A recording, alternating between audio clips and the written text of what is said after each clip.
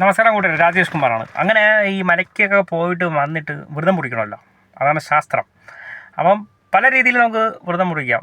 അപ്പോൾ ഞാൻ അങ്ങനെ മത്സ്യമാംസാദികൾ എനിക്ക് നിർബന്ധമില്ല.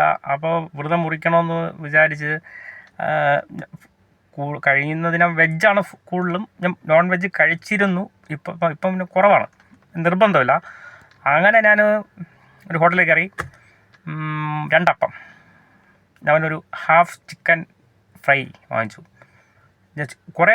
കുറേ നാളായി ഈ മാംസാഹാരം കഴിച്ചിട്ട്. അങ്ങനെ രണ്ടപ്പവും ചിക്കൻ ഹാഫ് ഫ്രൈയും കൊണ്ടുവന്നു. സവാള ഞാൻ ചോദിച്ച് വാങ്ങി. അങ്ങനെ കഴിക്കുമ്പം കഴിക്കാൻ പറ്റുന്നില്ല, എന്നാലും വ്രതം മുറിക്കണമല്ലോ. അങ്ങനെ അത് ഞാൻ കഴിച്ചു. അപ്പോൾ നമ്മൾ കുറച്ച് ചമ്മന്തി ഗ്രേവി എന്തെങ്കിലും വേണമെന്ന് പറഞ്ഞു. പക്ഷെ എൻ്റെ കൂട്ടുകാരെ, ഇങ്ങനെ ഗ്രേവി കൊണ്ടുവന്നു. ആ ഗ്രേവി കടിച്ചത് മാത്രമേ എനിക്ക് ഓർമ്മയുള്ളൂ. ഇറങ്ങിയതും ശരീരം മൊത്തം ചൊറിച്ചിലും മുട്ടമണി. അത് സംഭവം ബീഫിൻ്റെ ഗ്രേവിയാണ്. എൻ്റെ ബോഡിയിൽ, ചിലവരുടെ ബോഡിയിൽ ബീഫ് ഭയങ്കര പ്രശ്നമാണ്. അങ്ങനെ വീണ്ടും ഞാൻ ഹോസ്പിറ്റലാകണം. പേരുകള 2 ഇഞ്ചക്ഷൻ, ബാക്കിലും കയ്യിലും ഇഞ്ചക്ഷനും ട്രിപ്പും. കണ്ടിന്യൂസ് രാവിലെ 5 ഗുളിക, ഉച്ചയ്ക്ക് 2 ഗുളിക, രാത്രി 2 ഗുളിക. പക്ഷെ എന്തു പണിയെന്ന് പറയാൻ വേണ്ടി കിട്ടിയത്. ഒരു കാരണവശാലും നിങ്ങൾ ബീഫ് അങ്ങനെ കഴിക്കുന്നവരെ കഴിച്ചോ, പക്ഷെ കടകളിൽ പോയി കഴിക്കരുത്. നിങ്ങൾ ശുദ്ധമായ സാധനം വാങ്ങിച്ച് വീട്ടിൽ കൊണ്ടുവന്ന് പ്രിപ്പയർ ചെയ്ത് കഴിച്ചു. ഞാൻ വർഷങ്ങളായി ഈ ബീഫ് എന്ന് പറഞ്ഞ സംഭവം കഴിച്ചത്. എന്നിട്ട് ആ കടക്കാരൻ ആർക്കറിയില്ലല്ലോ ഞാൻ കഴിക്കില്ല. ഞാൻ വിചാരിച്ച് ചിക്കൻ്റെ ഗ്രേവി വല്ലതായിരിക്കും ഇയാൾ തരണത്.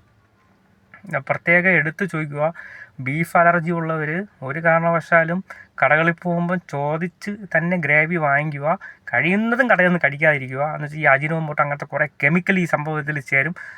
ഈ സാധനം അലർജി വന്നു കഴിഞ്ഞാൽ ശരീരവും തടിച്ച് ശ്വാസം മുട്ടലും BP ഹൈ, അതങ്ങനത്തെ ഒരുപാട് പ്രശ്നമുണ്ട്. പക്ഷേ എനിക്ക് അങ്ങനെയൊന്നും സംഭവിച്ചിട്ടില്ല. ചിലവർക്ക് അങ്ങനെ വരുന്നുണ്ട്, മനസ്സിലാകുന്നുണ്ടോ? അപ്പം നിങ്ങൾക്ക് കഴിക്കണമെങ്കിൽ, ഞാൻ കഴിക്കണമെന്ന് ഒരിക്കലും പറയില്ല. കഴിക്കണമെങ്കിൽ നിങ്ങൾ വീടുകളിൽ ശുദ്ധമായ രീതിയിൽ വച്ച് കഴിക്കുന്നതായിരിക്കും ഏറ്റവും ബെറ്റർ. എന്ന് വെച്ചാൽ ഹോട്ടൽ ഭക്ഷണം കഴിയുന്നത് ഒഴിവാക്കുക. ഇങ്ങനത്തെ ഈ ഇറച്ചി ഐറ്റംസ് കാര്യങ്ങളൊക്കെ അവർ ഈ ടേസ്റ്റ് കൂടാൻ വേണ്ടി ഈ അജിനോമോട്ടോ എന്നൊക്കെ സംഭവമൊക്കെ ചേർക്കും. ടേസ്റ്റ് ഉണ്ടാവും, പക്ഷേ ഈ ക്യാൻസർ ഉൾപ്പെടെ മാരകമായ പല അസുഖങ്ങളും ഈ സാധനത്തിൽ കൂടെയാണ് വരുന്നത്. അതൊന്ന് ശ്രദ്ധിച്ചാൽ നല്ലതായിരിക്കും. ഞാൻ അങ്ങനെ പൊതുവേ ഹോട്ടലിൽ നിന്നും കഴിക്കാത്തൊരു വ്യക്തിയാണ്. പക്ഷേ ഇങ്ങനത്തെ ഒരു സാഹചര്യം വന്നുകൊണ്ട് ഞാൻ കഴിച്ചതാണ്. എന്തായാലും സൂപ്പർ പണിയാണ് എനിക്കിപ്പം കിട്ടിക്കൊണ്ടിരിക്കുന്നത്. ഇനിയും ഒരുപാട് പണി കിട്ടിയത് കഥ ഉണ്ട്. ഞാൻ നെക്സ്റ്റ് വീഡിയോയിൽ നിങ്ങളായിട്ട് ഷെയർ ചെയ്യാം. Okay, thank you.